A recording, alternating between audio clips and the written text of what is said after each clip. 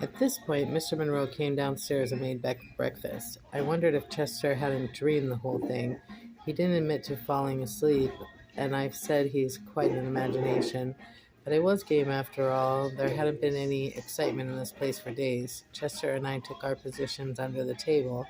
We didn't have to wait long. Holy cow, Mr. Monroe yelped as he opened the refrigerator door.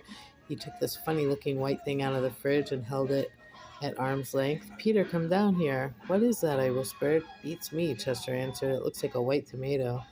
Very funny, I said as Pete came into the kitchen. Peter, have you been playing with your chemistry set in here? No, Dad. Why? I thought this might be one of your experiments. Do you know what this is? Gee, Dad, it looks like a white tomato. Just then, Mrs. Monroe and Toby came in the door. What's all the fuss about? Mrs. Monroe asked. We're just trying to figure out what this is. Toby pulled it down so he could get a better look. Well, he said, it looks to me like a white tomato. Mr. Monroe took a good long look. You know, he said to his wife, it really looks like a white tomato. There's one way to find out, Mrs. Monroe, said Mrs. Monroe, who always was a practical one. Let's cut it open and see what's inside. Everybody gathered around the table. I jumped up on a chair, and in all the excitement, no one noticed that I had my paws on the table, which under normal circumstances would be discouraged to say the least. Chester wasn't so lucky. Chester, get off the table, Mrs. Monroe said. Chester jumped onto Toby's shoulders, where he stayed to view the proceedings. Mrs. Monroe took her sharpest knife and cut cleanly through the thing. It fell into two halves. It's a tomato, all right, said Mrs. Monroe. Here are the seeds. But it's all white, Toby observed. And look, said Pete, it's dry. So what is it? Mr. Monroe said as he picked up one of the halves. There's no juice at all. Well, Anne, what do you think?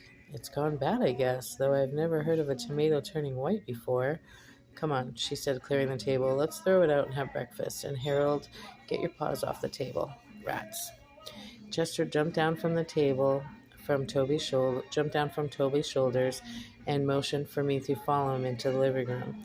This had better be important, I said. They're cooking bacon. A white tomato? Very significant, Chester murmured. So it's a white tomato, I said, edging my way back to the kitchen door. What does that have to do with Bunicula? I can tell you one thing, Chester said.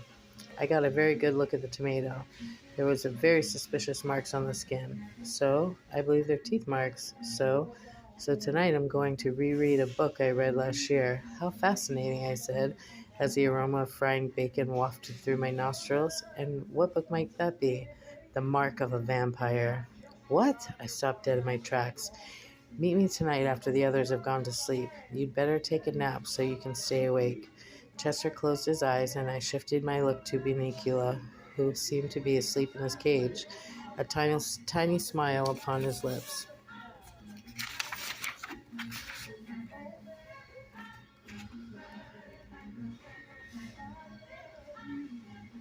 Sorry, I lost my place there. Happy dream, I wondered, or something else? My reverie was broken by the sound of crunching bacon, and I was in the kitchen in a flash. The next chapter, A Cat Prepares.